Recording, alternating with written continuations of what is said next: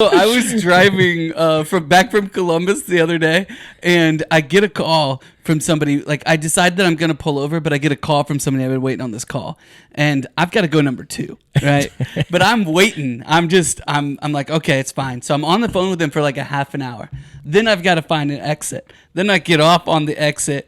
I go in, I'm like, somebody had texted me or something. I'm looking at it, go into the bathroom, get there in time. This is a gas station? I get in the gas station, get in the stall. You poor soul. I get there in time to do my business and go number 2. Wooden door?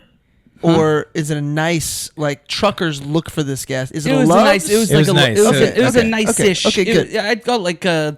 on a scale of 9, I'd call it like a 6. Okay, dude, I'll take that. I'll take a 6 all day. Yeah. So really nice. Then what happens is that some lady walks in and sits in the stall next to me. Oh no! And is talking on her phone.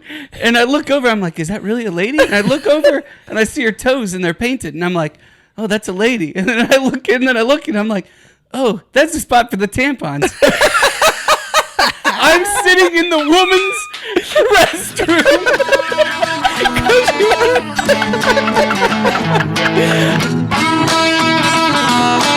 Welcome to The Cover, where 3 Hoosier friends judge books by their covers and movies by their trailers. That's right. I'm Brett, here with my fellow Indiana natives, Remington and Marcus, ready to dive into the stories that keep us up all night and occasionally put us to sleep. Whether you're a bookworm, movie buff, or just here for the witty banter, we've got you covered.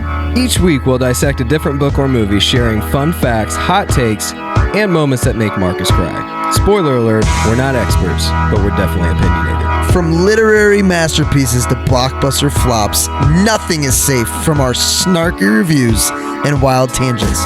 Who knew Hoosiers could be this entertaining? So grab your popcorn and reading glasses, because we're about to embark on a hilarious journey through the pages and screens that shape our lives. Or at least our weekends. You're listening to The Cover. Let's get the show on the road before one of our kids wakes up. Oh, we're starting now. We're doing it now. Welcome to The Cover Podcast. We're doing it live.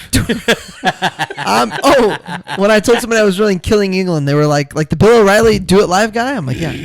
I'm your host, Brett Wiggins, as always, or most of the time, as you know, to my left is Marcus Mangus. The asset. Sitting to my right is Sir Remington Ramsey. We answer 9 questions sometimes every week about one of your favorite books or movies. Sir Remington, fresh off the Live tour, what are we covering? I'm still trying to search for one of these that doesn't say a word I don't want to say. Like every single one of these has like words I don't want to say. Got it. So just act like it was the original. I'm gonna act like it's the VCR that Marcus had growing up that somehow censored VHSs or DVRs. A very impressive piece of technology. Funny. So I feel so left out. This happened on. Oh, did it Shawshank, really? Apparently, yeah. Oh, maybe you should listen to the podcast, Brett.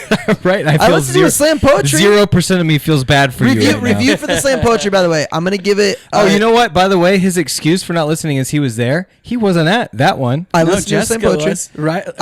7.8, and I would have given you over an 8.5 if not for the length. You're giving the show or him? Him. You're giving Nate slam poetry. 7.8? Yes. No, just the slam poetry. Just the okay. slam poetry. 7.8. Length... 8.5, which I get it, man. I've been there whole life. All right, Rem. Couldn't tell you what the length of 8.5 looks like. I was going to try to work that in also.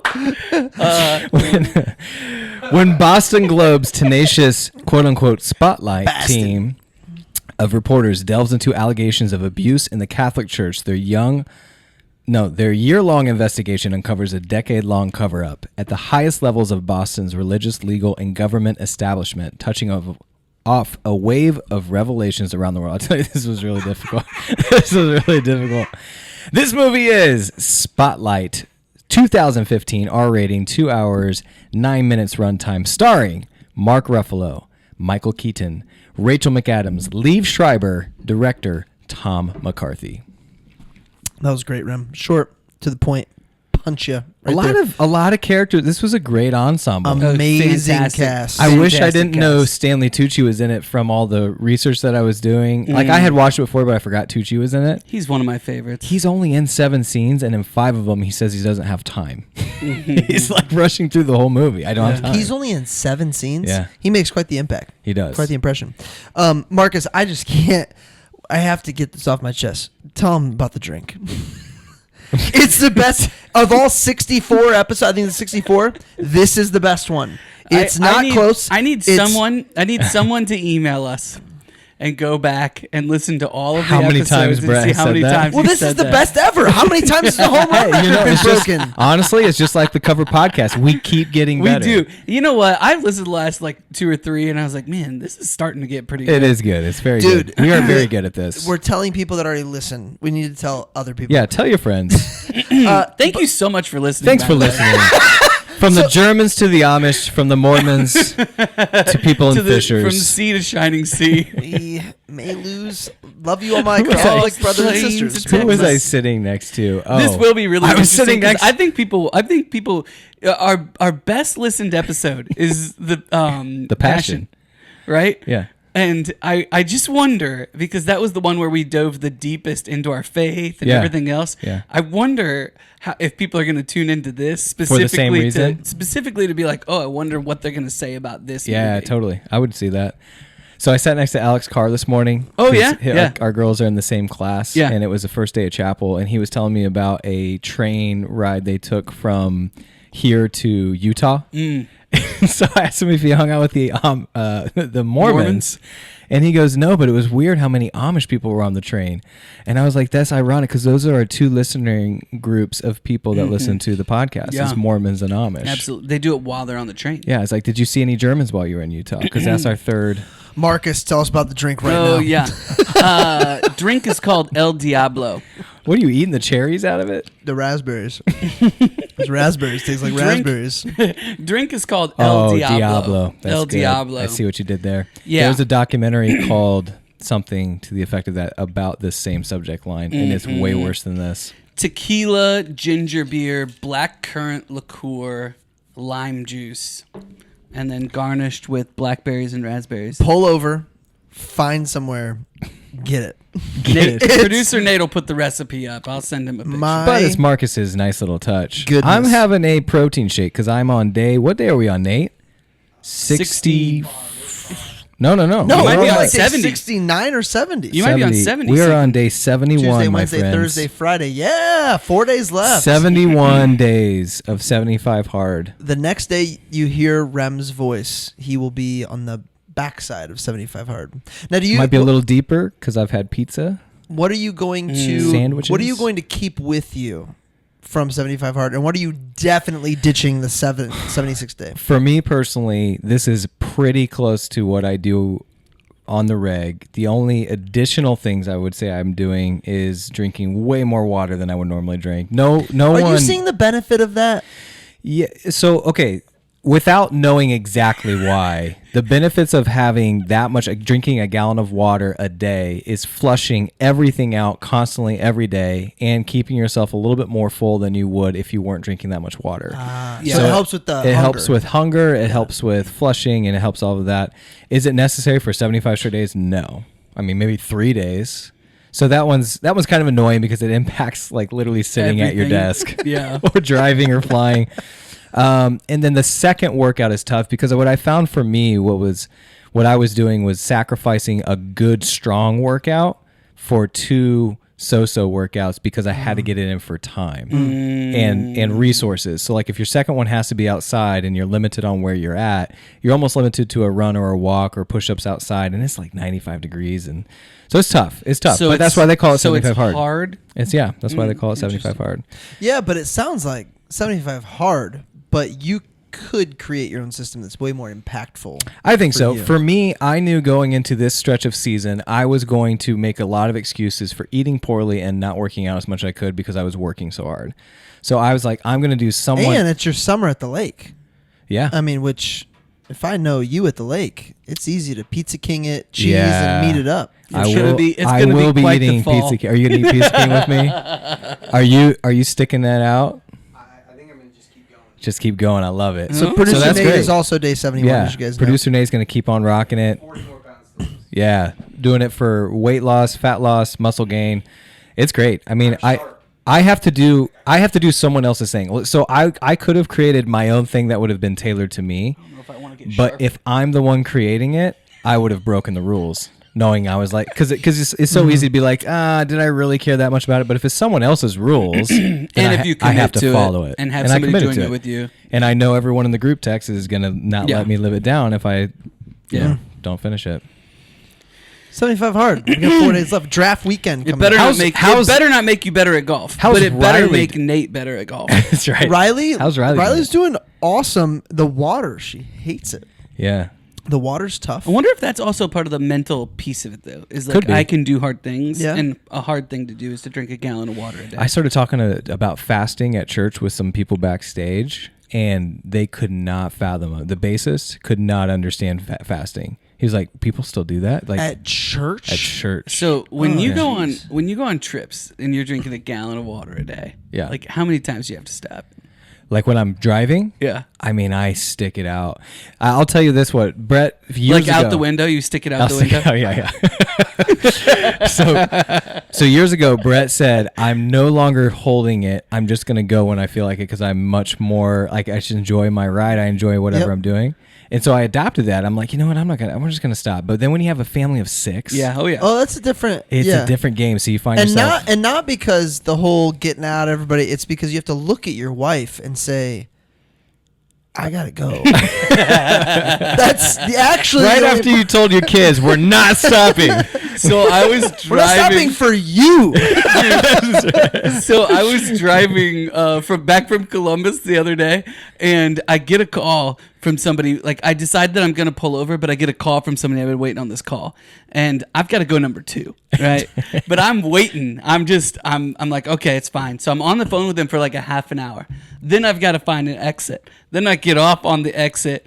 I go in. I'm like, somebody had texted me or something. I'm looking at it. Go into the bathroom. Get there in time. This is a gas station. I get in the gas station, get in the stall. You poor like, soul. I get there in time to do my business and Hold go on, number 2. wooden door, or is it a nice like truckers look for this gas? Is it, It a was Love's? nice. It was It like was a nice. it was, Okay, it was a okay, nice-ish. okay, good. I'd call it like on a scale of 9, I'd call it like a 6. Okay, dude, I'll take that. I'll take a 6 all day. Yeah. So really nice. Then what happens is that some lady walks in and sits in the stall next to me.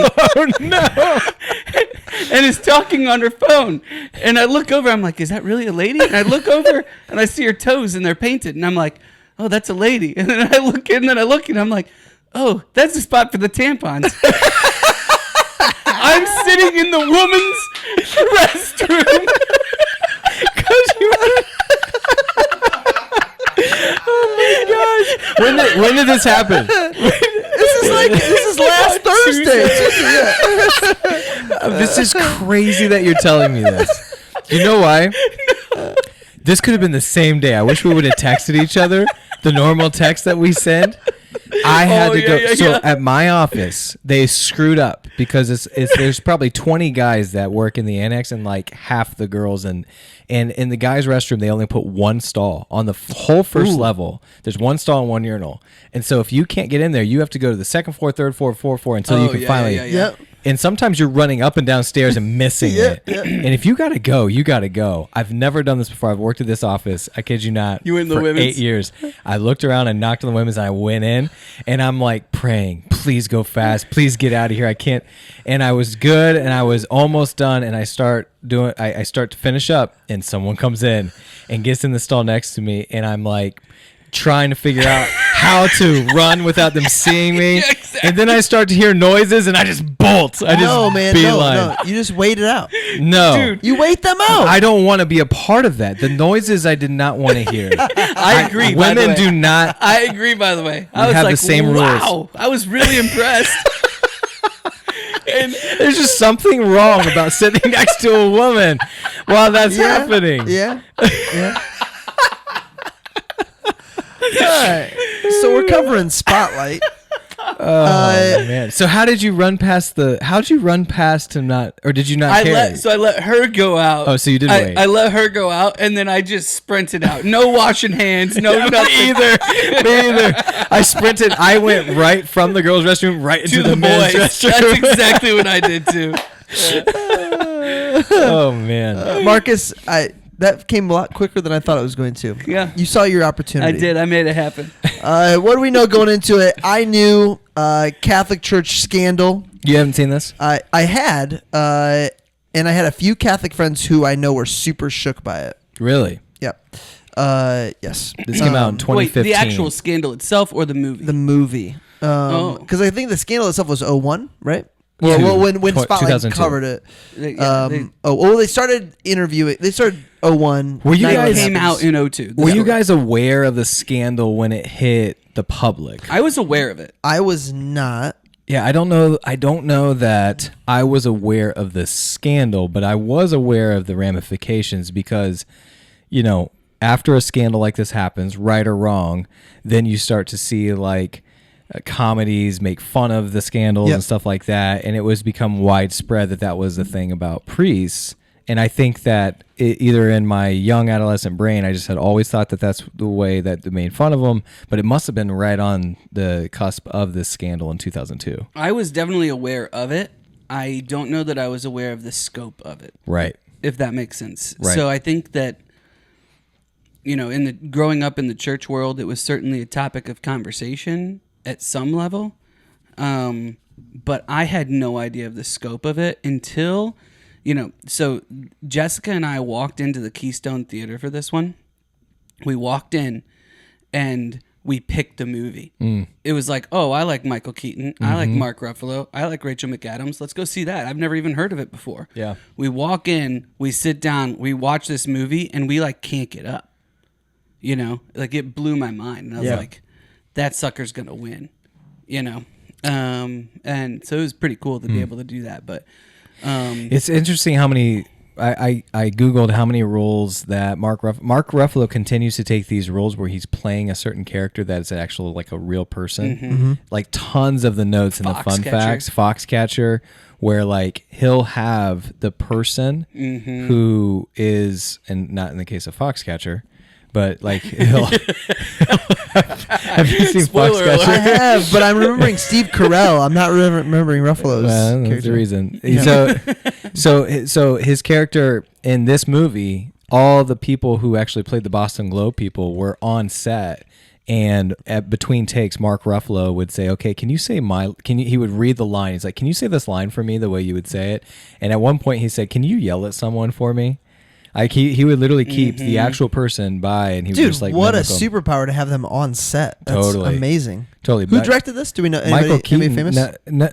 is Tom McCarthy, who some of his more notable works are not ones you guys would know. The Visitor, Win-Win, The Station Agent, most recently Stillwater. Does he usually do this type of film based on real events or no? I can't tell. Yeah. Definitely art house film. That's so awesome they were on set. And I know, Nate, you had posted in the group chat, ChatGPT kind of gave back to you of like, this is voted one of the most realistic, well done actual events. Journalistic, yeah. Yeah. I mean, that I loved to hear that because I wanted that to be the case. Well, when they won, I feel like I remember this. When they won at the Golden Globes, like all of the real people were also there. Or not the Golden Globes, but the Oscars. All the real people were there. From the Boston Globe. Mm-hmm. Yeah, it was weird because they won an Academy Award early, and then there was 4 other nominations throughout, including Ruffalo was nominated, not Keira Knightley, Rachel McAdams. It'd be weird if Keira Knightley was nominated from this movie since she wasn't in it. Those are two of Marcus's favorites. But then they won It's Best true. Picture. They won Best Picture. And that was the end of the night. So beginning and end. Bookends. By the way, I had my kids watch Star Wars for the first time. Mm-hmm. Epic night for me. Do you know who the body double is in the movie for Queen Amidala? Keira Knightley. It's Keira Knightley. Yeah. I had no idea. Yeah. Oh, yeah. That's What crazy. Star Wars? Listen, I know. I mean, What You know Nat- Keira Knightley Trivia? Keira Knightley, Natalie Portman, What Rachel McAdams. What Yeah. Star Wars? The Phantom Menace. Jessica Mangus. Oh, okay. All of them. Phantom So she's Menace. young. She's very young. She's Oh yeah, they're both child. young. Yeah. She's younger than Natalie Portman. Yeah, but yeah, I had no idea she was in that movie. Anyway, That's the one you chose to show them? yes, and here's why. Jar Jar Binks. If you're going to, yes, for that age group, if you're Plus going to Anakin's introduce young. your kids to Star Wars and they're not used to seeing anything from old school like 70s movies, Oh, you you're gotta get going them to hooked ruin their first, and excitement. then- Exactly. yeah. So you know Because I what- tried. I tried so- to show them A New Hope. So you're going to you show know- them in it real. broke my heart. You're going to show 1 through 6 versus I'm 4, gonna 5, 6, 1, 2, 3. Correct. Well, what's Okay. so one of the That's how I watched them. Interestingly, No, I watched them with as a they came out. 13, 11-year-old, Is the other way around. we decided that we were going to watch a Star Wars movie as a family, and we said, "Oh, well, what should we watch?" And they said we should watch A New Hope because it came out first. Yeah. and that's what we watched. Yeah, we tried that. I No, I just mean think they've seen all of them, so they've already seen them all. So I'm a little more mature than them. So I watched them in the order as which they came out. And I will say, if you've never watched Star Wars like I hadn't a couple of years ago, that is the way to do it. the order they came the out. order they you came should out. do it the order they came Yeah. out. I agree. Yeah, and that's what he said. Really cool. Yeah. But if you have young kids, they're not going to like the 70s version first. You got to get them at Well, least the tricky thing for me was that I took Reed and probably Colby to see the new ones in theaters. I want to say episode That is cool. 8 was my favorite. The newer series is a little darker, but it is awesome. And what's his face is amazing. Kylo Ren. Yeah. Yeah. From What's his name? Indiana. What's Adam his name? Driver. Adam Driver. Adam Driver is Mishawaka High School, fantastic. Brett. Have you seen him in the Klansman movie? Cavesman. Yeah, Black Klansman. Get this. I actually haven't seen that movie. So, It's pretty intense. Larry Reynolds Farms, owned all of Fisher's. Yeah, Lives in Florida now. No one's seen him for a long time. obviously. Yeah. Hanging out at Parks Place Pub on the weekend. Pulls Sleater aside. Sleater has an hour-long conversation where he shows him an original picture of Parks Place Saloon. Oh. Sleater has just gotten done reading Fever in the Heartland because we told him to. Yeah. And he's talking about, did we talk about in the epilogue in 1995, they found a treasure, like a chest. Did we talk about this? Did I we don't talk think about we the talked epilogue? about it on the podcast. No. So we didn't talk about this on the podcast, and we should have. In 1995, they found a chest and on a Oh, property with a bunch of names. with Yeah. robes and 1,000 cards worth of names of Klansmen. Yeah. No. And the city delegated back and forth trying to figure out if they would make the names public, and ultimately they said no because it would ruin lives and businesses of people who had nothing to do with it from Because they were originally. descendants And of. he They were was one of descendants of. I'm not saying that. I'm not saying that. You said that, not me. I truly doubt it based on what we know about the Christian I know, philanthropic I know, Larry I know, Reynolds. I agree. But pretty epic conversation to Whoa. have. How about that for a bunch of ties? Pretty epic. So if you haven't listened to our show, Fever in the Heartland, it's all about What year was the picture from? Birth With of the Parks Place? Klan, the birth of the Klan in Indianapolis, and the rise of the Grand Dragon. I think to if you listen to that episode episode, you would want to read the book. You would want to for read the sure. book, What'd for you sure. ask? What year was the picture from Parks Place Saloon from? Do you know? 1890. It was in the 1800s, 1890s, and what we don't know is did it survive the 20s? I don't know if because it eventually became the nickel plate bar. Yeah. Which was there, For a long time. for up until they like 10 turned years it ago. down, yeah. But we think it was a different building, and it was the same like kind of ownership group throughout the years. We don't know if they survived the 20s. We don't know if they just sold food or if they did moonshine or whatever. Crazy though. I have the picture. That's cool. And is it going up in the bar? Yeah. Yeah, that's awesome. Sorry to spoil the surprise. Anyway, this episode brought to you by Parks Place Pub. It's great because Brett and I get to eat free there. Yeah, and now we're getting free Reynolds tractors. It's going to be awesome. Nice. Marcus, any chance that you're ready with your 30-second synopsis, a.k.a. 9 words, or would you like me to... Team of reporters finds disturbing trend in Catholic Church. That's good. Had me Very worried good. there for a second. Very good. When you I was trying to think of finds, uncovers. When you're I was playing with a thinking, few words what are you there. thinking? Are you thinking, do I need more or less? No, Is what I was trying to do was come up with a better adjective for finds in that specific scenario. Just to sound better? Just because finds is kind of What's it crappy. like to think before you speak? Because I don't even. That's a really good question. I know for a fact you don't think before you speak. I think that I don't think you before I hit asking me send. that question just reeks of irony. Yeah. I text, I email. What do you put in your protein shakes? Because I don't think there's anything better than this peanut butter I put in my protein shake. You Honey add peanut butter roasted to the peanut butter. Dude, my If I were you guys, I would put this drink in your protein shake. That is true. The Number El one. Diablo. Number two, I'm telling you, the Sebum powder that I buy is CB2. PB2? Sebum. It's ithylate. Like you had a lisp. Ithylate. It's oatmeal cookie, and it's Oh, yum. amazing. Yum, yum. Needs nothing added. But no worries. All right, slam poetry. I'm gonna try to get on Nate's level, best I can. I like it. What a cast! Michael Keaton, Mark Ruffalo, Rachel McAdams, Liev Schreiber, Stanley Tucci, John Slattery, Billy Crudup, Len Cairo. So how great of a job did the movie do telling the story and scandal within the Catholic Church from 2001? I think of the story first, the whole movie second, and the actual actors last. Boston, the big city that still feels small. It's Boston against everybody. Unless, of course, you have information that would lead to their demise. I'm all for loyalty, but not that kind. Yuck. I was Saturday's years old when I found out follow means follow-up. Does Barron not get your vote for executive of the century? Everyone in the media. El Diablo. Everyone in the media. El Diablo. Who wants to be a millionaire? Wait, are you still going? Yep. 30 seconds Everyone are in the media. Come real close so you don't miss it. This movie is journalism, you clickbait happy idiots. We used to be a proper country. Man, that's true. That's is, true, right? and he kept on. Michael Keaton's character kept on delaying it. We need more. We need more. We need to get it right.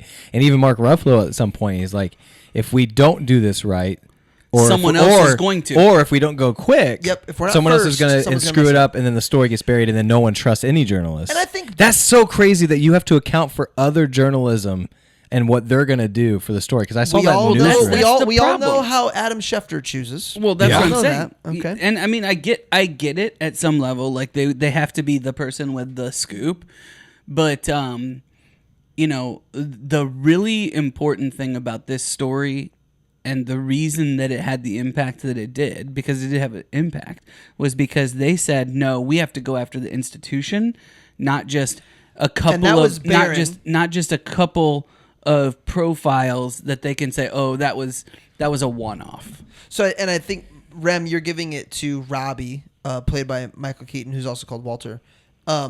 Barron, the guy from Miami who comes in to kind of take over as editor. Mm-hmm. Yeah. He's the one who's like, yo, like, you need to go deeper. This isn't about the priest. This is about the system. Can you expose the system? And that really, I think, drove them big time. Is there anything, I don't know, I do not know, but is there investigative journalism like this today where people will spend months and months even trying to decide if they have a story? Dude, you're gonna think I'm stupid for saying this. No, I know exactly where you're going. Pablo Torre finds out.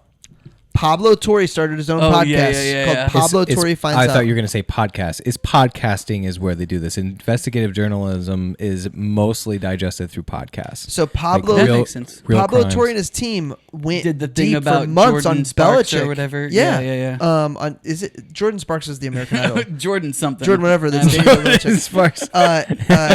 This just in. Hot what's- take on the what's the cover. difference? Belichick and Jordan Sparks. But yeah, no, I think that, and what's sad is it's probably weeks. Weeks is now months.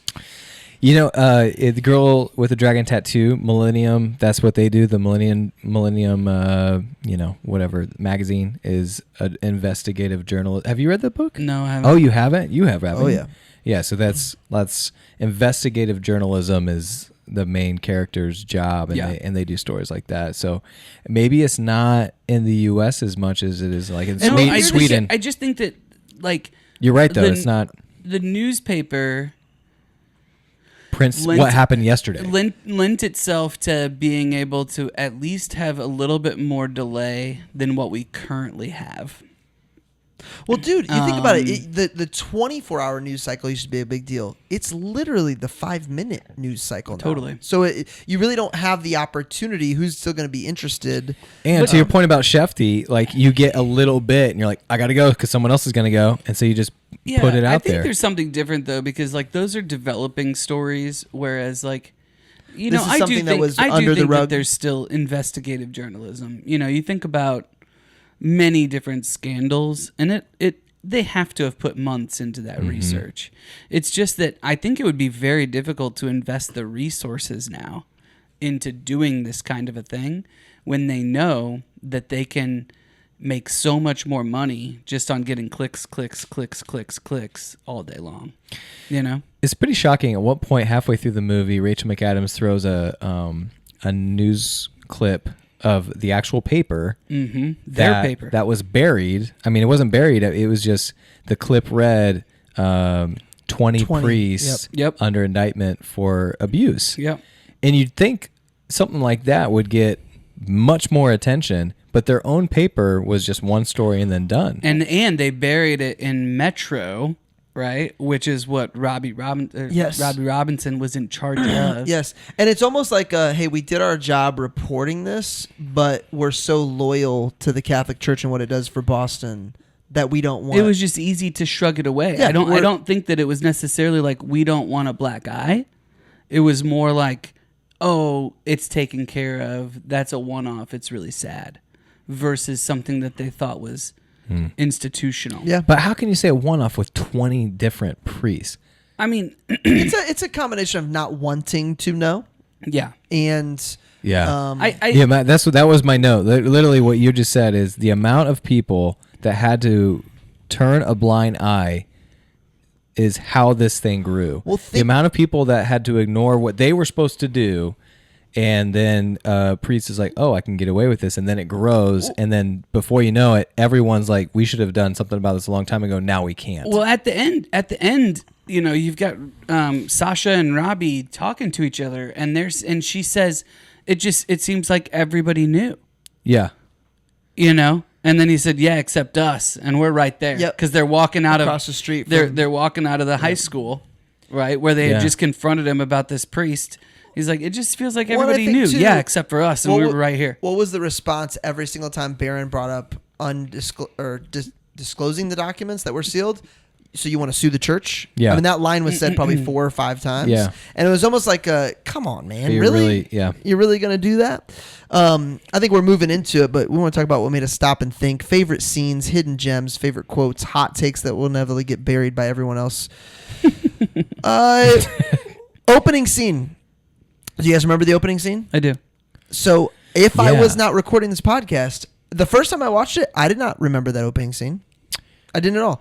And it made me think like, what's the, because you don't know, at least, I don't know. You guys are probably a little more intuitive on that than I am. I didn't know what was going on the first time I saw it, probably, but it definitely made me curious and heightened my, all right, what's this all about? And maybe that was the point. Well, the part that's interesting. So describe the scene. So opening scene, you kind of go into 2 cops. There's I'll call him a head priest, and then another priest there talking to a mom with the boys at the table. Mm-hmm. And you don't know what they're talking about. You can kind of understand what it might be about based on the conversations with the cops on there. They're like, what do I do? And I think it starts with the 2 cops having a conversation on what's going to happen. What's going to happen? Yeah. He's like, he had nothing. Yeah. So the DA comes in. The DA comes in to sit with him, and so is what you understand, because it was kind of unclear to me, and then I just kept watching. And I forgot the scene ever happened. Is it the one priest is trying to cover for the other priest by meeting with them in the No, they're not. They're not trying to cover. They're not. No, I think they're trying to smooth over. They're basically just saying, "Hey, we'll take care of this. He'll be gone." Yes. Yes. Yeah. Cover. Hey, we don't need to make this a bigger deal than it is. We're so gonna punish this guy. they've been doing, and the DA also does the same thing and tells the cops at the front, "Don't let media know about this." Yeah. Well, what they've been doing and what they've institutionalized that we end up finding out later is that they do all of these settlements through private mediation that never hits the court, and the DA is in on that, which we realize because they're not because they're Catholic. Prosecuting. This had a lot of we talked about Fever in the Heartland. Yeah, had a lot of eerie similarities. Ooh, very. Think about it. I mean, yeah.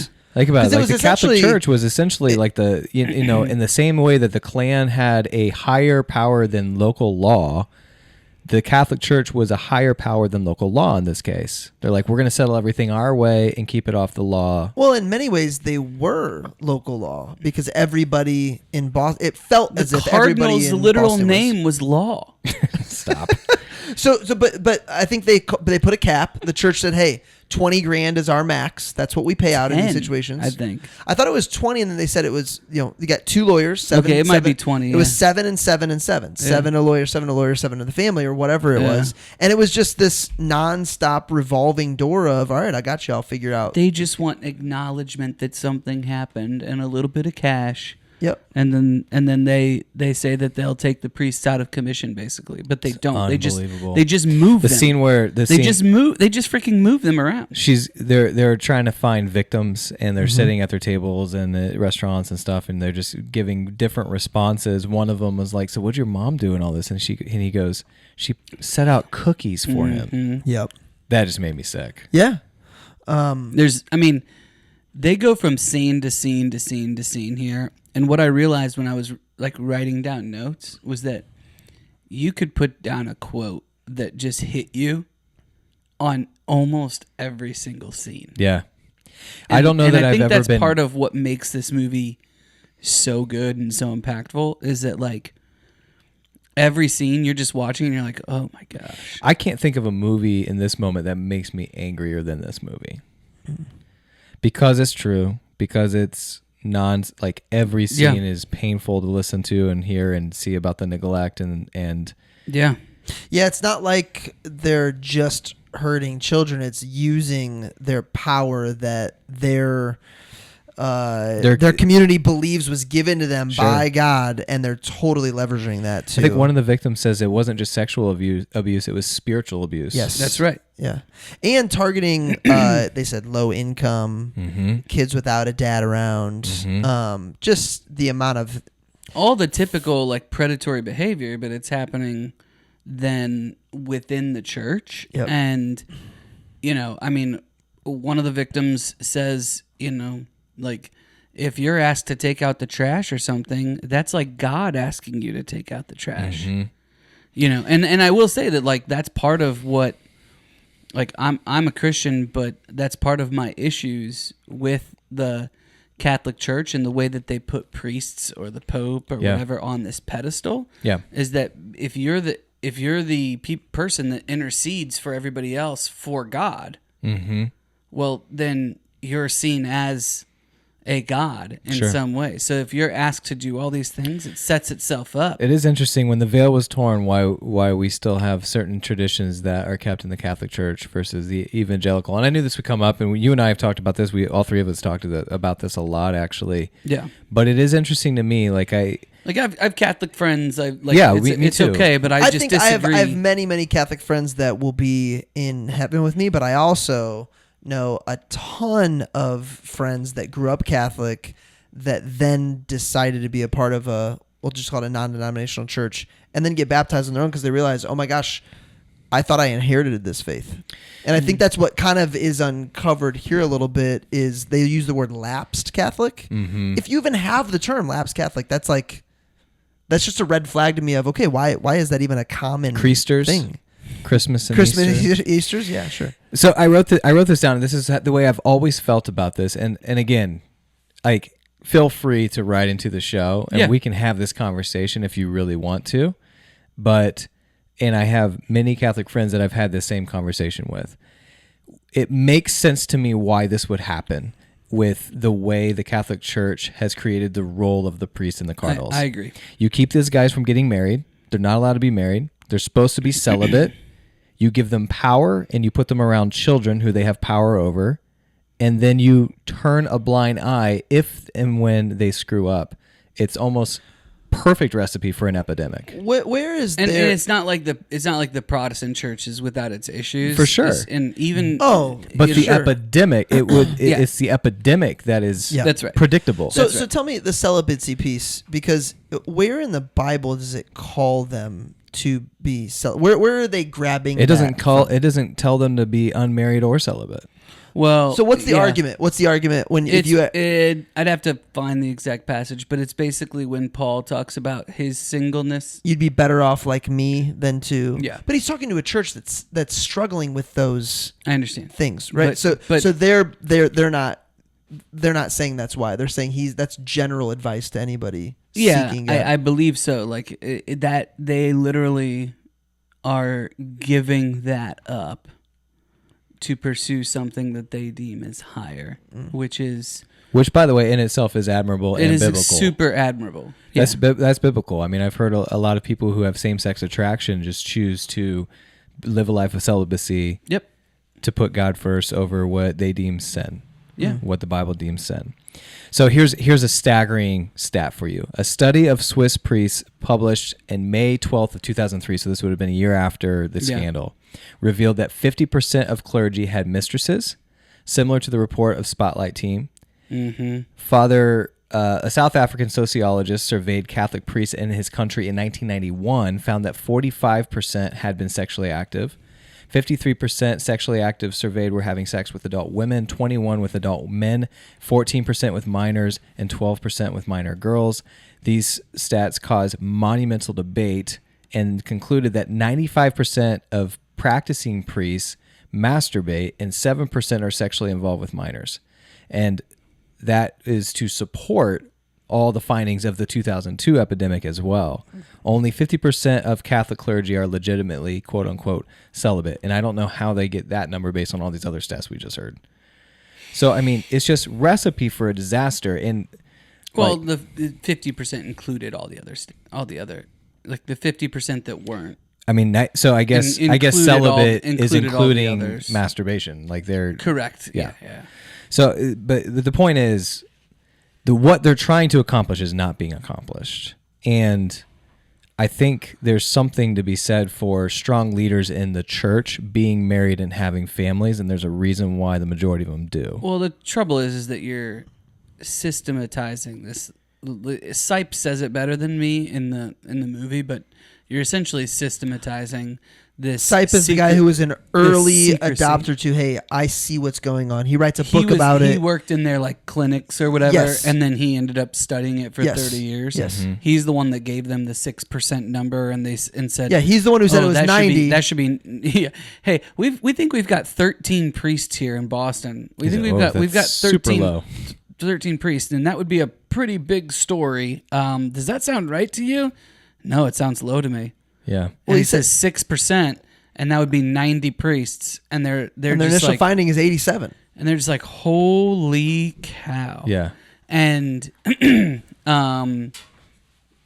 think that's what you do, is that you just systematize the secrecy, because man's not meant to be alone. Here's the crazy part too. It was so systematized that they were protecting these guys that when she went and talked to one of the priests who was clearly mentally ill, he didn't hide any abuse from her. He was just telling her how he felt different, like I was molested. Yeah, so what I did like, wasn't nearly as bad as what happened to me. That was the other thing that was crazy, was that you think about the system, if it's happening over a long period of time, then people that have that done to them become priests and do it to others. Yeah. And geez. And that's not to say that that's how all priests are. But that was the one that you're talking about. Right. And I that opened my eyes in a way that I was like, oh wow. Now, I will say this looks like, we're coming down pretty hard. I mean, this is literally just what happens in the movies that we're talking about. Yeah. But the Catholic Church came out, and I'm trying to remember. I read this. I couldn't remember if it was a high cardinal. There was like a couple high cardinals in the Vatican that said that every priest needs to watch this. After it came out, they were like, this is a cautionary tale that everyone needs to be aware of. And that came straight from the Catholic Church, which is pretty impressive for them to come out and say that. There are great priests. There's a lot of great good that the Catholic Church does, but you can't ignore this. Right. I think it's a great movie for any leader to watch, because what I wrote down was, be careful who you look out for. Yeah. Be careful who you blur lines loyal for, to, or like loyal to, or yeah. Be careful who, based on their performance, you turn a blind eye to, or you look the other way, or whatever. Like it. That's such a good point. It just reminds me of like why standards are so important and why they shouldn't change for anyone. Like if it's the standard, it's the standard, and that just Well, it's just so easy to do. To exploit. Groupthink just takes over. When you know that you're going to be getting in trouble, and this thing that has meant so much to you, it feels like could crumble at any second, and you want to protect it. And let's not let's. I'm not. You're talking about someone who's involved in the church and they don't want the church to hurt? Yeah, no, I'm just saying, like, so one of the best lines is Saviano, who says, "If it takes a village." Saviano is the leader. Oh, you're gonna steal. This is the best quote of the whole movie. Saviano is the lead. Tucci. He kind of. No, Stanley that's Tucci. that's Gregario. Yeah, it's. Oh, Saviano is. sorry. It was, you're right. Brett No, Wiggins. You're right. Brett Wiggins with the correction on a character name. He watched. Stop this freaking everything. movie. He's a real person. Anyway, the Tucci character says, "If it takes a village to raise a child, it takes a village to abuse one." Yeah. And that's what I'm talking about. Is that there were so many people who knew that this stuff was going on, right? They knew it, but what they do is they rationalize it in their mind because they look at the quote unquote good that's happening. Yeah. And the good that it's done for them and for everybody else, and they think, well, I can't let it have this huge black eye because of the negative impact. They talked about the that pressure that'll they were have. getting from their neighbors, from their moms' clubs, like Also, pressure to keep it silent. So blind and just like being so like sniper with it. Of this is the only situation, not thinking the big scheme of like letting that happen. Okay, Well, what if some of them knew that it was a lot of them. Yeah, some did, and let's not overlook the paper. Okay, because something I wrote down was that They overlooked it too. Immediately, they want you to know, the director wants you to know that the church is protected by the readers because of their defense of the parishes. So the paper fears losing readers, and that's what drives the lack of response initially for years. Is all the 53% are Catholic. Yeah, we don't want to lose all of our readers. So the local we can't papers say negative things about the church. The Globe initially, their commitment, their loyalty was to the readers. Marty, who comes in, Barron, his commitment's to the truth. He's like, dude, what are you guys talking about? How is this not a story? Garabedian, that's his name. Yes. Garabedian says that at one point to Ruffalo. He's like, I'm Armenian. Yes, I'm an Marty outsider. Barron. Yeah. Marty Barron is a Jew. Yep. Like he's an outsider. He's not part of the church, and all of a sudden the Globe is interested in these cases, and I think that hits Robbie really, really hard. Yep. Because it was him that covered it up. Like You're talking about Michael Keaton's character? Yeah, Yes. Michael. He didn't even knowingly cover it up. Like he didn't even remember. Right. Covering and it he up. beat himself up the whole second half of the movie for that. But that was what ended up convincing his friend Jim, who was the lawyer for the other side, to go ahead and circle it. Because Jim looks at him at the end in a really impactful moment. Yeah, he goes, "What did you do?" Mm-hmm. Yeah. Yeah. And he's like, you know what? I missed it too. Mm-hmm. You know, and like to the it's my lawyers- fault too. That was some great acting in that scene. oh, so when he's good. circling the names and Keaton's acting in that scene. Keaton is Because you really, think really you good. think he's just gonna light him up and I'm gonna yell back at you and it's just gonna die, but like the way he just is bewildered and just Riley has uncovered she loves Michael Michael Keaton. She loves it, especially as a Dude. dad. She loves Michael. So Keaton. he did- Think about like he had this movie. He had well, he almost didn't take this because it came right off of Birdman. He had Birdman. He had The Founder. Yeah. Like he had a bunch. He had a boom, good boom, stretch. boom, boom. So lawyers in this movie actually, I think, come out pretty rosy at the end because Eric McLeish and Jim Sullivan. Kind of. Well, no, but I'm being serious. They sent in all the names. Right. Each lawyer sent in names years before to the Right. paper. well, Jim Now- didn't. No, but the McLeish did, though. yeah. Okay, McLeish Is did, McLeish But it was because homeboy McLeish, from to be fair, From though, Morning Show? Show, yes. the thing is Does that he play himself in every show he's in? the thing is that McLeish was really just trying to win the cases, though. Yeah. Like he cared a lot less about exposing the Catholic Church than he did about getting a lot of money from the Catholic Church, and he could only try it in the press, and that's why he was pissed off. Well, yeah, because he does say I needed the press for this, and you guys didn't show up. because the same guy just goes and does these $20,000 cases over Right. and over and over and over again. Right. It's not Which like is- he said, "Oh no, I'm not going to do any more of these cases."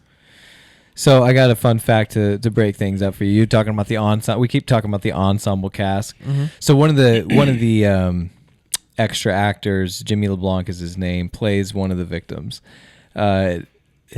He himself is an actual survivor of clerical abuse scandal. And Dude, when- that was one of my questions. These victims did such a great job. I one wondered. of them. I don't know if all of them, but this guy, the guy that was sitting Was with, it Patrick? with Tucci. Yes, Patrick. the guy with the needle marks Yeah. in his arm. Oh, dude. So you could tell. Oh, yeah.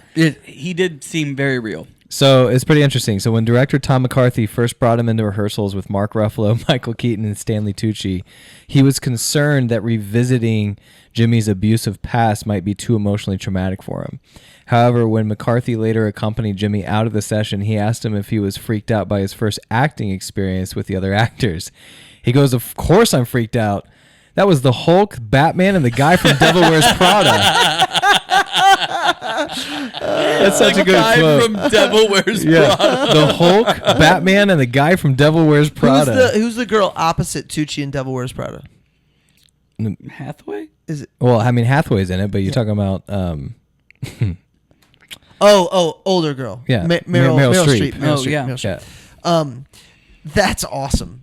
That's great. I thought that was really funny. Yeah, he did a great job because I wrote that down. Like, hey, I wonder if any of these people are the actual survivors. Yeah, I'm guessing some of the other ones were as well. You know something I found I had a newfound respect for was the amount of time they spent making sure they were chasing the right story. Like the amount of time they Yeah. said, "Are we even going to pursue this?" Because you only have so much time, and you only have so many things that you can print. I thought that was something that I didn't take into account. Yeah, well, it was like, is this story really for Spotlight? Yeah.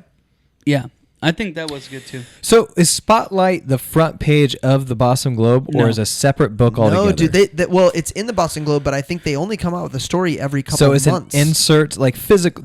Tell me about the paper of Spotlight. Oh, I don't know if it's an insert or if it's a Is it special just column. a column? I think it's a team Yeah. that I believe I could be wrong here, but my impression is that it's a team at the Boston Globe that everybody knows. Man, like, if only we had a producer to look this up. everybody knows if He's literally Googling the Hulk and Batman right now. if Spotlight's covering this, it's gonna be big. Not just like one story. So it's promotional. But I mean, many that's the stories art of that- promotion. yeah. Like that's the art of promotion. So, like we have 4 people who are. Oh, These stories Producer Brett. usually appear as long-term investigated articles. They're often front-page features with a bold spotlight label, sometimes spanning multiple pages in print and often with a special landing page or series format online. They're presented prominently since their months or years-long investigation. So you only see a spotlight feature. It's interesting because like couple times a year. Tucci's character like didn't even balk at first. He was like, "Yeah, did you see the Phoenix? I was in the Phoenix." Like with his attitude around trying to win these cases, I don't know why he wouldn't want the Boston Globe. Well, he did change his tune though. Once he heard it was Spotlight. He changed his tune once he heard it was Spotlight. But even the Boston Globe, I'm just like, why would you not want the Boston Globe to do that? Like give him the same story or something. We weren't around then, but maybe this is like when there's a whisper that there's a Spotlight drop on that Sunday's press, like. Yeah, I'm guessing their readership has everybody wants to see it. Big increase. Yeah, mm-hmm. Yeah. It's almost like when you've got that. I was gonna make some realtor joke, right. but I lost it. Since we're talking about the team itself, when they decide, oh, we've got to flip this, we've got to look through all of these directories and figure out how many people had the designations. Mm-hmm. And that will give us the priests that we can then look into. Yep. Mm-hmm. Right? When they decide to do that, and you just see them pouring over all of these different ones, I couldn't help but think two things. Number one, that would be my own personal hell. That kind of research, that kind of spreadsheet. I can't do it. I mean, I can, and I have. But it is the amount of AI that could have done that in that seconds. Was my second thought. Was man, you could have just dumped all of this into AI and it would have spit it out in 20 minutes. Yeah, not even. And they spent months. I mean, it's crazy. Yeah, the just man hours that AI can take away on tasks like that. And by the way, be more accurate. Mm-hmm. Like I something know, man. exactly I got pretty like fired that. up when he had the spreadsheet. He had every. So did I. I was like, here we go. You guys freaking love spreadsheets. I love spreadsheets. I get itchy just looking at those things. Spreadsheets represent business growth. You're doing something. You're not just. It's not just on accident. You're trying to do something on purpose. Like it's. Yeah. You're moving places. That response right there. Rem just got excited and Marcus just got cold chills in the worst way. I'm not saying that I don't like looking at spreadsheets. I don't like creating spreadsheets. And I'll tell you what, when you, I'm just saying, was it okay? So the leader, I keep on calling him the leader, the guy that got all the Grand Dragon, the guy who got all the Grand Dragon. All right, now we're gonna get Cardinal Law. Is that who we're talking about? The Grand Dragon. So when the guy who got all the victims together, Savilla, sure, saliva. So that's what I was gonna say, but that's not right. That can't be right. Saviano. Snap. Snap. Imagine that's almost as bad. That's crazy of an acronym. That's crazy that SNAP has to exist. Do you know what SNAP stands for? I can't remember. Survivors.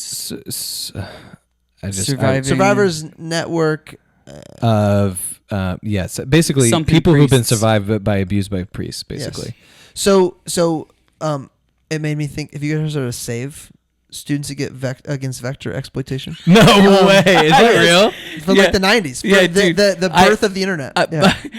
I used to have arguments with people on like Craigslist or whatever about. Sure you did. I did. You know, it's so funny. You can't find time to make a spreadsheet, but you will go at keyboard warriors. You used to. I used to be a big time keyboard warrior. I'm really glad you gave that up. Yeah, it's good for everybody. Remember that one kid that didn't like my Champions Night though? Dude. Anyway, imagine this guy. I won't tell the His story. name's Saviano. Saviano, we decided. Yeah. So imagine you've been molested and met dozens of other people who had been molested by priests, and no one would listen to you for a decade. And thought you were crazy. Yes, literally, you walked in and they're like, "Here's this crazy guy." I agree. I got news for you. I've done some research, and there's women who are going to be listening to this podcast that are going to feel the exact same way. I'm sure they will. Dude, it would be unbearable. Yeah. It would be unbearable. Yeah. I wrote down that first scene with Phil Saviano was just brutal. Talking when he's in their office when they bring him in. He's like why he's the victim. So SNAP by the way stands for Survivors Network of Those Abused by Priests. That is shocking that exists and people don't pay more attention. The fact that group exists. It's not wanting to believe. Not just didn't pay attention, like ignored, dismissed. Yeah. The amount of times he said, "Why do you keep repeating what I'm saying?" Well, they're at the baseball game. They're at the baseball game, and they're like, "Oh, you talked to Saviano? That guy's a nut job." Basically, I mean, that just hurts. You know what I thought was really cool? So the guy from Mad Men, what's his face? Yes, his name is Ben in the movie. show. In the movie, his name is Ben. He's directly above Robbie. So Robbie Robinson has a direct report to Ben Bradley, and you can tell the relationship and the amount of trust and respect that they have for one another, because Robbie comes up to him and says that exact same. Hey, you know, the witness that we have that everyone thinks is a quack, I believe him. Yep. And it looks like it has teeth. And if it would have been anyone else, he would have been like, nope, bury it. I don't care. But he's like, really? He's like, yeah. He's like, all right. Like, that's cool to have that kind of camaraderie and trust. Yeah, because Ben didn't like anything about this. No, it almost led me to believe he was the one that buried I did the story too. years I think they artfully did that. Yeah. I think that it was trying to. You could tell it was like amounting to who was this, and it was like, oh, they're going to take him down with it. No, it was Robbie. Well, at some level, they're trying to protect their paper. You know, like Sure. they're sure that they're going to get sued by the Catholic Church over all this. Yeah.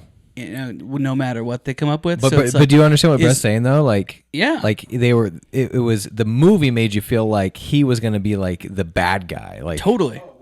Yeah. Yes. Yeah. Yes. That was cool. I was just trying to put myself like in their position. Like we've all been in leadership before, right? And so it's like you're looking at it and you're thinking about not just like what's this story, but what kind of liability does coming out with this story give us? Yeah, And that's a really difficult. My leadership is pretty low stakes compared to a lot of the stuff that we cover. I talked about journalism in the slam poetry, dude. A couple of things I noted on journalism. So Sasha, is that Rachel McAdams' character?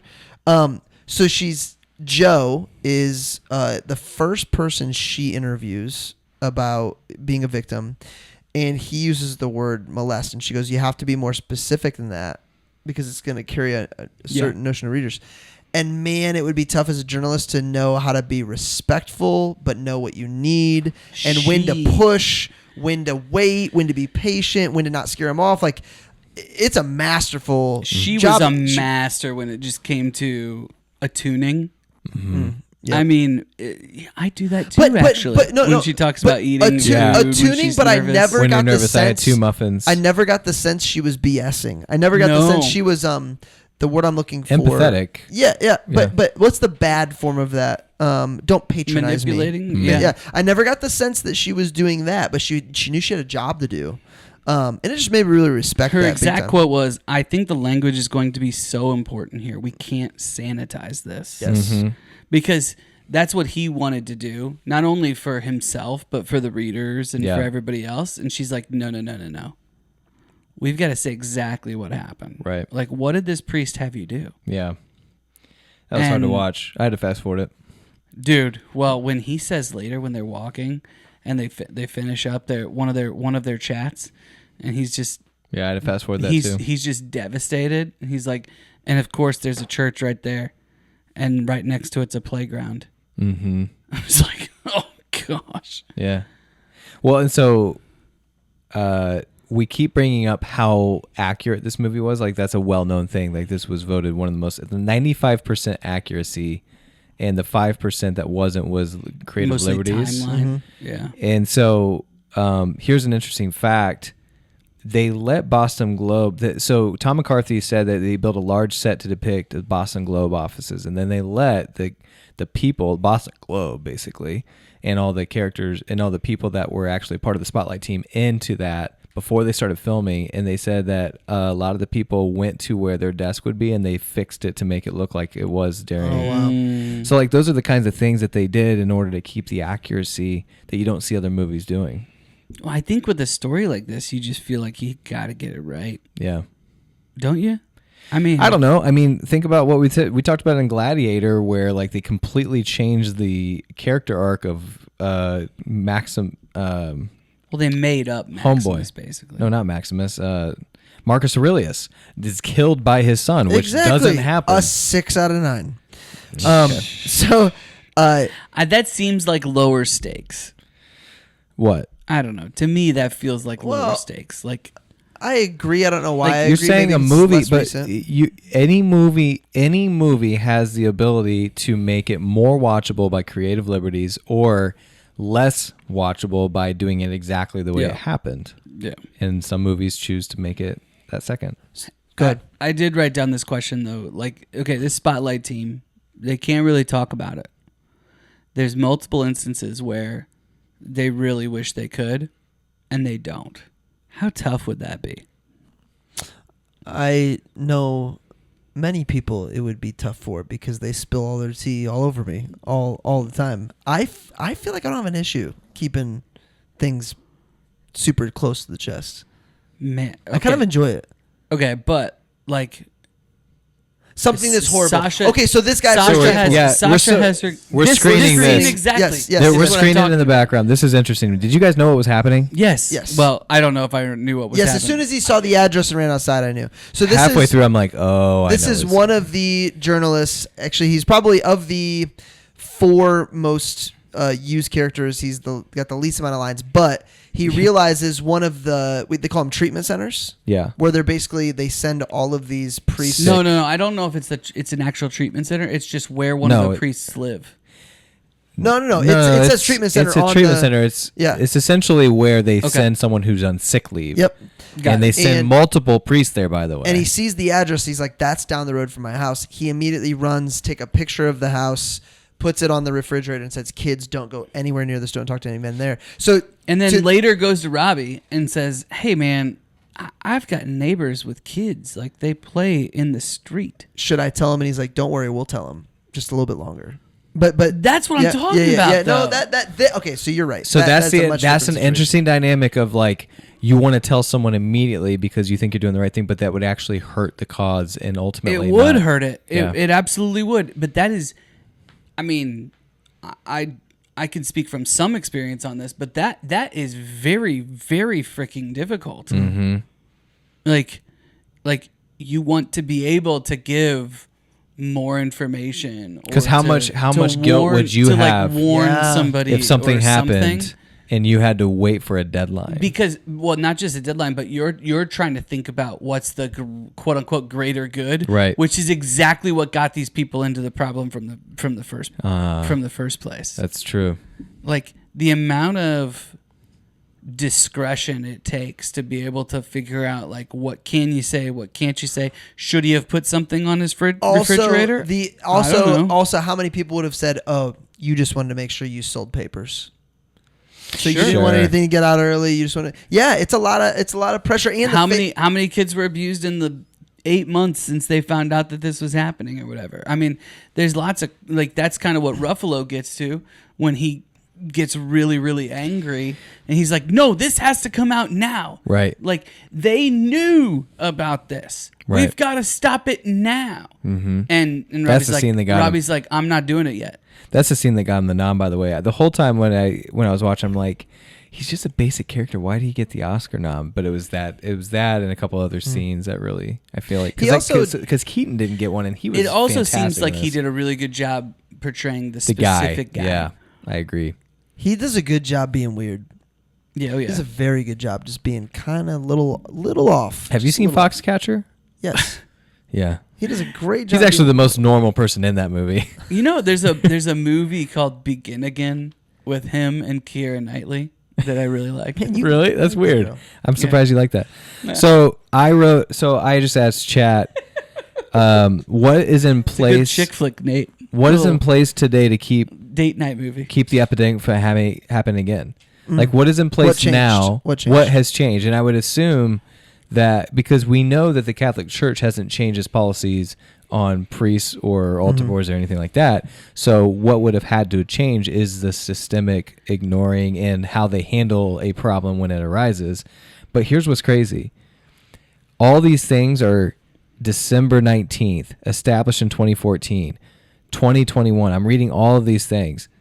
And like, for instance, though the specific U.S. charter updated 2011-2018 mandates, the abuse prevention training, all this stuff. Like this was years later. After 10 to 20 years after they actually created like a system to keep this from happening. Not just after they knew it was happening, by the way, but after they got caught. After yes. That's crazy. So mandatory reporting of oversight through some Latin term that I can't read. Lifting of the pontifical secret for abuse cases, which is basically saying that the church will play ball with the law and not cover anything. That didn't come until December 2019. So that's 17 years after this. Do you remember there was one former priest who actually answered the door? Yeah, we talked about it. Yeah. Oh, okay. You were using the restroom. Like I said, I do not wait. I go right away. That's right. Bringing it full circle. I told you. So, but, do you? Did you go into the right restroom? But Remington's got a pretty big house. He's got men's and women's restrooms. Unisex right there. Today, we went to Bibby Bop. It was daddy-daughter date night, and I took Piper. This is the part of the show that Kelsey hates, by the way. Pausing a legitimate question Brett has for me to tell this story about Piper. I think everyone else likes it. You interrupted him, and now he has to remember. You're probably not even going to go back to him. So there's two stalls. Thank you, Kelsey. There's two single-person stalls. It's not a men's and a women's. It's just two single-person stalls. And I let Piper go in one, make sure she's in there and locked, and then I go in the second one. The second one is full of poop and not flushing, and I'm like devastated. So I go out and I wait on her, but then now I need to go inside, and I say, hey, stand in the corner, baby, I gotta use this restroom. And she goes, why? And I go, because the other toilet is disgusting, somebody really messed it up. She goes, oh, can I see? Yes. What a 5-year-old response. Let's go. I couldn't wait to get out of there. She's like, and as soon as we got out, she like went over there. I was like, no, we're not going in there. That's perfect. Why did I tell that story? Oh, fantastic. Because I was in the bathroom. Because I was about to bring up the priest that you guys already talked about. Yeah. So I don't need to belabor it. However, well. Yeah, we were talking about the crazy asinine reasoning behind someone who thought it was okay what they did because something worse happened to them. Yes. So do you think that was part of the rehabilitation clinics, is all of them justifying this stuff? Maybe, dude, because that dude seemed not well. I would love to know what. I mean, it's hard to say. What did they call her? Was she a nurse? No, she was his sister. His sister. Dude, I did watch this movie well. I watched it well. Baron, I keep coming back to Baron, dude. So the new editor, Baron? Brett played by Marty Baron. I love Marty Liev Baron. Schreiber. So what else is Liev Schreiber in? Well, first of Wolverine. all, he is he's the brother of Wolverine. Yeah. And that's super BA in that. He's in a lot of But he is the creator and narrator of Hard Knocks. Yeah. Oh, no way. Yeah. Mm-hmm. Yeah. Wow. So he works for a nonprofit. What a guy. Most recently, he was in A Perfect Couple, which everyone needs to watch. And who It does is everybody so who does good. everybody think he is in that movie? Like, if you don't know Liev Schreiber, you think the actor is What do he you looks mean? just like somebody else. No, he looks like Liev Schreiber. People know who Liev Schreiber is. He looks just like someone What's else. that movie with, what's that movie Who with plays him Bane? and Daniel Who plays Craig? Bane? Tom Hardy? Okay, I feel I like could he's see how got people a could Tom confuse him Hardy. with I Tom Hardy. thought it was Tom What's Hardy. that movie at first. with Liev Schreiber and Daniel Craig where they're like in Russia and they're I don't know. I'll look that up. I don't know. Great question for It's the actually podcast pretty without good. the answer. Pretty good movie. Anyway, Thought maybe you'd Liev. know, Rem. Jeez. Not some of my This head. was my favorite quote from Liev. They're trying to get him to publish it. And he goes, look, we'll get into the same cat fight you got into with Porter, which made a lot of noise but changed things not one bit. We need to focus on the institution, not the individual priest. Practice policy. Show me the church manipulate the system of these guys not being able to face charges. Show me they put those same priests back in parishes time and time again. Show me this was systemic, that it came from the top down. Like, if the wrong guy is in charge here, we never get the full scope of this. True. He pushed for it. Yeah. That's true. He pushed. If this is historically accurate to the team, even the spotlighters were like, oh, they want to reopen that? Why? Like, it was all Liev Schreiber. Yeah. He doesn't get nearly enough credit that the movie. I thought the movie did a thought they did very a good good job job of allowing us to realize, like, he was. I thought his leadership hero. was fantastic. Yes. Yeah. Yep. Is there a? I'm not as historically up to date as you guys, but is there? I think I asked Marcus this earlier tonight. Is there a bigger black eye to Christianity in the last couple 100 years? Is there anything close to this? Anything else you would for the Catholic Church? So and by the way, he's saying Christianity. I'm saying Christianity because if someone is not a Christian, they lump it all together. They do, and I think within. I don't think they do anymore. I think there's a pretty clear distinction between Protestant and Catholic in today's. You say anymore? Are you saying 2001? Or are I you saying think since we 2025? graduated college, there's a pretty vast distinction. I think, honestly, since there's a pretty vast distinction. In fact, if you think about 2002, right or wrong, this gave evangelicals a pretty good foothold on, Christianity as it should be. Now, does that mean there hasn't been scandals in the evangelical church? No, there's been pastors who have had their own sex scandal. It seems like sex scandals are the biggest black eye to any type of church. Well, it's because they're probably the biggest type of scandal in society. Yeah. Also, it's one of the biggest sins that Christians struggle with. That the Christian church speaks out against. Openly speaks out against. Yeah. Mm-hmm. Yep. And so when it happens, they're like, "See, you're just like all of us," which is by the way, true. And as a pastor, you're not going to escape never giving him a sermon on it. It's just not. You're going to have to comment on it. It's not going to happen. Everybody's going to be behind you and say, yes, I believe that too. Yeah, I can't think of a bigger black eye. Yeah. In the last what? I said last couple 100 years. I mean, if you're going to go aggressive on Christian, like the KKK, like we just talked about, is the most extreme version of Christianity. They did everything in the name of Christ. They did it in the name of the church. That's how he scaled. There were a lot of Christians that did that. That said the same thing. That used Christianity to. God wills it. The Crusades. They used Christianity. Go all the way to the Crusades. They did it to be able to have slaves as well, but there were also a lot of Christians that were abolitionists. This is pretty big, though. I mean, worldwide. It's pretty epic. I feel like the keeping it under wraps from everyone is what makes it feel. I personally don't feel like when you ask that question, I don't feel one bit affiliated with this type of thing through my Christianity. Not one part. You don't. No, but I know. He's talking about people that look like they're going to bucket Christianity. I understand, together. but that would be ignorant.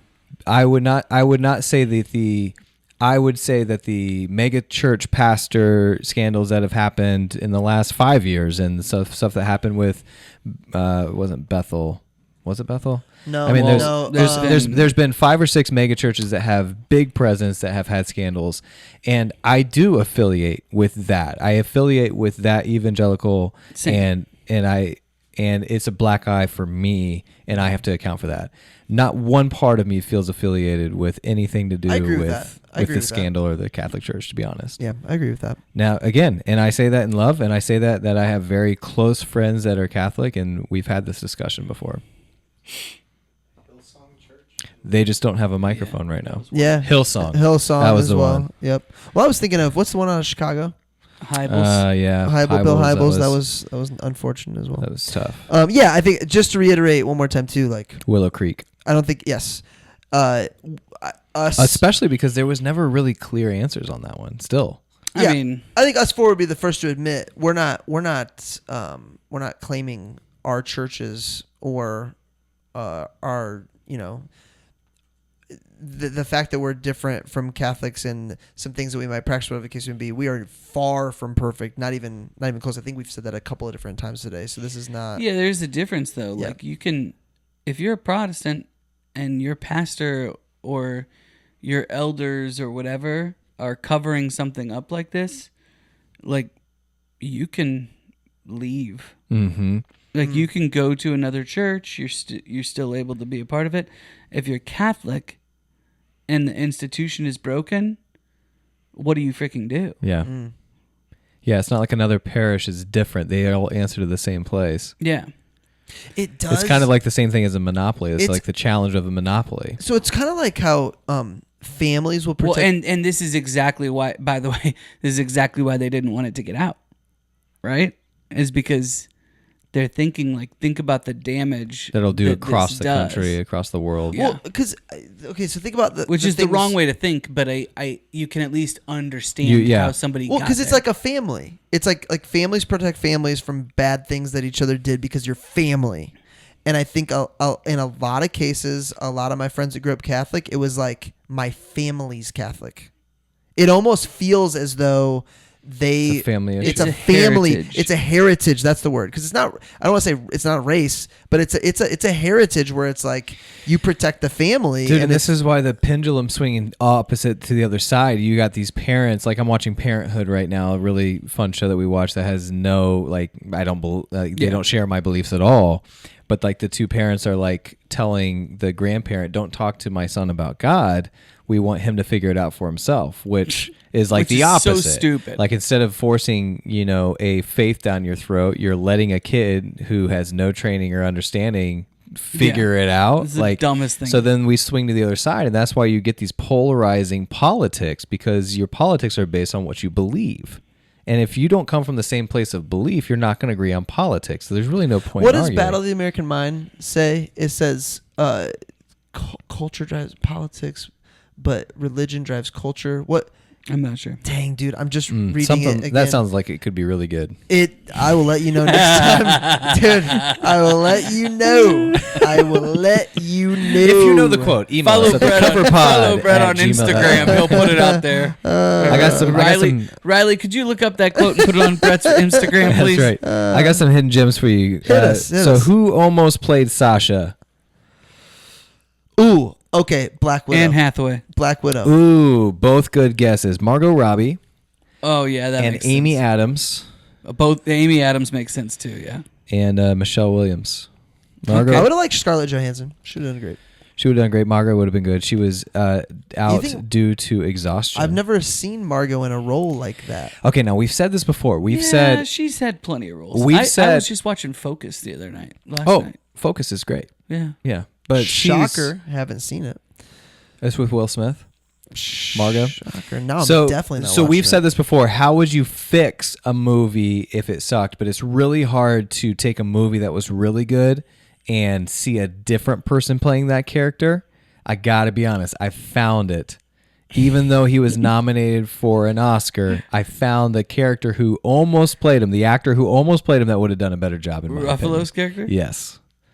Okay, who's the guy? I am a fanboy, but this would have been better. Oh, maybe it's not the guy then. You're a fanboy. I was Who were you gonna say? Thinking the guy that was in the something dragon. Weird guy. He was He was in the movie with Jennifer Lopez. Ben Affleck? No, but she's Carell. Steve Carell? no. No, but he would have been a good Robbie. I that was my guess. Jennifer a good- Lopez is that's a good a house, not a maid, but I yeah. know what you're talking about. Yes. I don't know that movie. That is Ben Affleck, though, isn't it? No. Oh. Anyway, keep going. Matt Damon.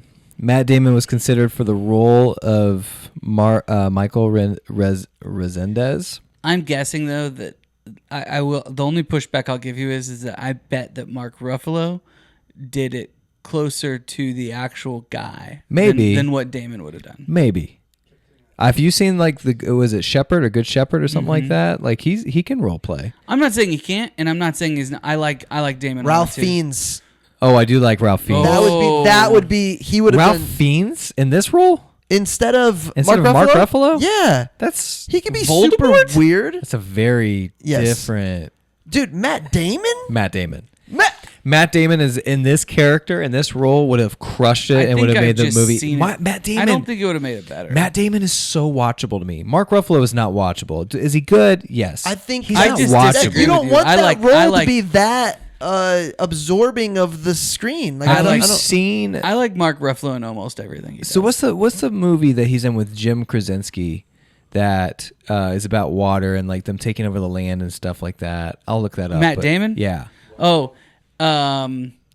What did you say? it's like name of a town or Yeah, something. yeah, it's great, and he plays like this he's investigating constantly, and he would have done a great job in this. I role. don't think he would have done a poor job. Well, he turned it down. What did it's he hard turn for it me down to- for? 2015. He was actually nominated for an Academy Award the same year Mark Ruffalo was. 2015. Turn this down. Turn this down to be in the movie that he was also nominated for an Academy Award, Best Actor, lead I'm out. role, I'm out. The Martian. Ah. Yeah, right. Dude, everything since I started having kids runs together. Like the years. But the Martian's good. I like The Martian. The Martian's very good. good. I've heard it's a very good book. Damon would have crushed that movie. He would have made it more watchable for me. I think Ruffalo would have been great in The Martian. One of my favorite I think Ruffalo is a Martian. other quotes from Barron. This is right after. This is what it is. Rem just likes pretty boys. Like, You think Matt Damon's pretty? Ruffalo's Matt not Damon a pretty is boy. too good looking of a dude for this role. Yeah. 100%. You think Matt Damon is a pretty boy? Yeah, I think Remington, you just like pretty No, boys. you heard pretty boy. You have an He issue means a with handsome Ruffalo. guy. He's Yeah. a good looking. You don't think Ruffalo is? I think that you I don't think he Ruffalo plays. is. I don't think you Yes. think he's a good-looking guy. Who do you think is better looking? By the way, Between Matt Damon and Mark I think Ruffalo. Matt Damon's better mark it looking. down. 83 minutes. Gabs So- is the opener. That is the opener. Marcus says pretty boy, and then there's about 17 seconds. Okay, Got okay. it. Nate, put a top 9 pretty boy actors category, Ryan Gosling. and we'll come up with it for the next Ryan next Gosling's in episode. Gosling's. Oh, we definitely got to on the have top. it for the next episode. Brad Pitt is a good-looking man, and it doesn't stop. Dude, we just Dude, watched is Moneyball. he at 70 church. years Brad old now? Pitt is Dude, so good looking. by the way, you missed Moneyball. I know. That's what I What heard. and a great. I have sermon, seen too. that movie like 17 times. So Oh man, I'm sure So I'm good. Jonah Hill. Yeah, great. Oh, Jonah not Hill on the is list, great in that Nate. movie. Not on the list. Oh, I was gonna put Oh. him on my top 9 good. Barron says That's just like mean. Superbad Jonah Hill, or like I loved this because it just man, when you're able to command your team because you've done the work, I think this is it. He says, if you need a moment, you've earned it. So but I will good. need you back here Monday morning ready to Really, do your really job. good. I agree. That when you can push your team like that and be honest with them like that, that's a good feeling. I thought he was a fantastic leader. Yep. Like knew when to let them have the leash. Knew, Did he say that before the issue, before it dropped? Yeah. Yes. So he's like, The it's night- going to the drop, night This and is, I need Fri- you this is in. Friday when it's It's gonna due. drop. Yeah. Yeah. What does it drop on a Sunday? Drops on a Sunday. Sasha, Sunday's the biggest one, Sasha and the guy who ran to find the house come in to answer the phones. They're blowing up, and then that's one of my other favorite. I didn't write it down as a quote, but when he tells Robbie comes in with Ruffalo, and he goes, the phones are ringing off the hook, and he says almost all the callers are victims, and it's just that's when you're like I don't Dude. want to watch this. I don't want to believe this. Her is the case. sitting down with her grandma. Yeah, And her having her grandma read it. reading it, and she's like, "Can I have a glass of water?" I mean, I think, Sipe says something,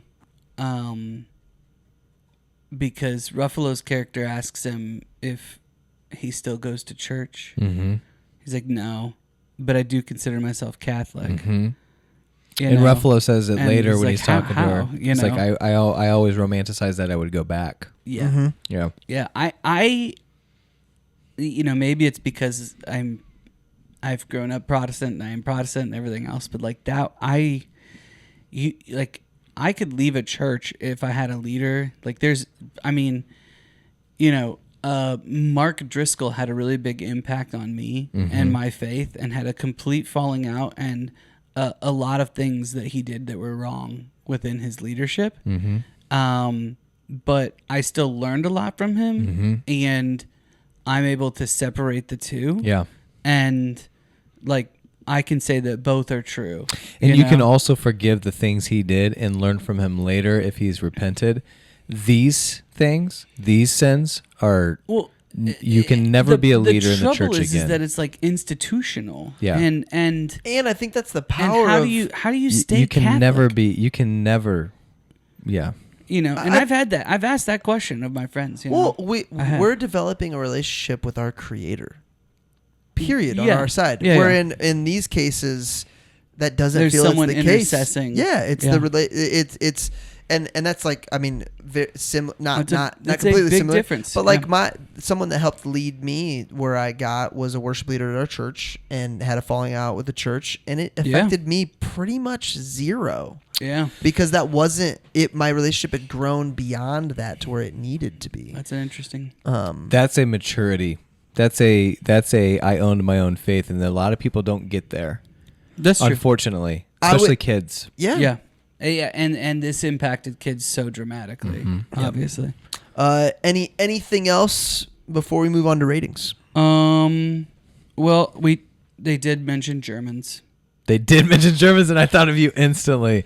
It's like we can't get away from it. I feel like we had to at least say, the good Germans, 1936. the good Germans line. I also thought that What was the line anyway? Well, or it he was- compared. it He was- compares. How would nobody know about this? This is when Ben, the Mad Men guy, this is when Ben is like, he's like, well, if there were 90 priests, somebody would know. Yeah. And then he goes, "Good Germans." He said, Yeah. I don't think that's I don't think that's a. I don't think that's something you want a comparison you want to make publicly. Yeah. Yeah. Exactly. But he's not wrong. Yeah. I thought it was hilarious too when Cardinal Law gives the catechism to the German, or sorry, to not the Jew. German, to the Jew. Yeah. So that was a real catechism given by, like that. Yeah, I looked it up. Yeah. Well, I mean, here's what's crazy. Like, I will say, like, all the moves that Cardinal Law makes, he literally acts like he's above the law. Mm-hmm. Like, completely. And Like Dude, DC he says. not is like above the law. until he's that above moment. journalism, Stevenson. Until that moment, he is above the law. even after. Yeah. Even after. Yeah. He resigns from a position and gets a position in the Vatican. Yeah. Yeah. The Vatican. Yeah, all the cities listed at the end. No, I don't know. I wasn't. You look at it, it's like, it's just I like don't wanna Evansville, Indiana. Like, crap like that. Yeah, South Bend not listed. Indianapolis was. Yeah. South Bend not. Yeah, I think the Indiana cities that I saw were Indianapolis. You said Evansville was I on there. think so. I can't remember. And there's one other one. It's stuff like that, though. I yep. mean, it's just, it's very personal, and Yeah. It's just tough. Yep. It's a tough watch. It's an important watch. I think everybody should watch. I think it's like Fever in the Heartland. Yes. Like, to me, it feels very similar. Like, you should listen or read that book. Yeah. And Did I we think say it that on? you should watch. I think you should watch this movie. Did we say it on the show that a cardinal? Today's cardinal said that everyone in the Catholic Yes. Church should watch Yeah, you this. We mentioned said that. that on the show. Which is also really smart. Yeah. Rating time, since I'm not a scared pansy boy who is not on the pretty boy list, who won't be altered by others. 9. I'm not afraid I'm gonna to give say it a 9. I'm gonna give it a 9. before Marcus, Hold but up, now hold after. up. What's the whole pretty boy thing have to do with rating of this movie? Because Marcus always gets swayed based on my rating if Oh, I it's see. too high. That's why and I he said. gets- That's why I said 9 before. If he he's did. thinking 9 and I say 9, then he's like, "Well, is it a 9?" I'm an 8.1, and the reason is I don't want to watch it ever again, and I I watch get it. all the 9s over again. I understand. I Yeah. understand. But it's a great movie, and you should watch it. What's next? And I'm pretty sure Michael Keaton has had no stinkers that I've seen. At least he's not a stinker. Like Jack Frost. Even Jack Frost. Jack Yeah, Frost. I was just gonna He's mention that. fantastic. He's so good. He That is a movie makes me professional. cry every time. Oh yeah, I haven't watched it since I was a kid, but yeah. Oh, I've watched it with my kids. Oh, that would be a good one. I think Yeah. Jack Is it a Frost Christmas another- movie? It is a Christmas movie. I call it a Christmas Well, it's movie. because it's winter. It feels like a Christmas I movie. think There's it- a couple cuss words. It might be another one of those nostalgic things. I call it a Christmas movie, but there are some cuss words. Dude, how they came out. By the way, the Christmas movie that I have picked for us for this definitely has cuss words and blood squirts. Pretty excited. Oh. Oh yeah, Bad Santa. No, Oh, Violent Violent Night. Yeah, that's right. What's next? Well, we're getting close to Unbroken. No Oh, promise. we can do that anytime. Can you just buy the freaking audio so Well, no, we can no, do this? No. We're waiting on him. I've been We're doing it waiting for a on you. month. I'm ready. Okay, he's ready now. No, I'm doing another book on my own that I'm. Yeah, What are you Well, we reading? What are you haven't reading? picked the next What are you book. Killing reading? England. Oh, I did. Oh, that's right. I I can be keep ready- thinking that's a podcast. I can but be that's a ready book with here. Unbroken. If we want to do Unbroken and then Maverick. Do we have our next book, No. we haven't. guys? Guys, So- I We got talked- one that we I talked just about- finished that we- I won't have to read. we talked Check about- this out. Doing I was Catch about Me to If You talk Can. about my birthday viewing of Top Gun, but okay, Oh, go okay. ahead. Oh no, you weren't. Go right ahead. You had a book idea. No, the book I'm reading right now probably isn't cover worthy. I think an interesting book for us. Another movie that they did. I think an interesting book for us to do that would be a little bit different would be Catch Me If You Can. I would do both. I think we should start doing the books because like I'm gonna watch Unbroken. Yeah. I'm okay with like doing the book and the movie for the podcast. Yeah. Because the movie's fantastic. You mean as movie is one really episode, or But I'm interested to read the book. you're talking as one episode? Yeah, I mean, I'm gonna We'll watch probably bring Unbroken, up things and we'll from bring the up movie. things. It'll be for the book. We we'll did bring that up with the Boys movie. in the Boat. I'd love to do Catch Me If You Can, the book, because I know the movie so well. It's only an 8-hour listen. It's a good read. nice. Have you listened to it? I've never read it. I have the book, but I've never read it. But it's only I looked it up. It is only 8 hours. So. What is your guys' favorite top 2 books that we've done on this show? Man. Oh my gosh. I mean, Boys in the Boat is definitely, it's absolutely one of the two. And I will, if you're putting me on the spot and I have to decide right now, dude, I loved McConaughey's book. Really? I loved it. Yeah. I can't do 2. I have to do 3. But I need to look at the list before I. No, I can do 2 with a honorable mention. Mine's Boys in the Boat and Open by Agassi. Yeah, you I loved really that one. enjoyed that I book. really enjoyed that episode that we did.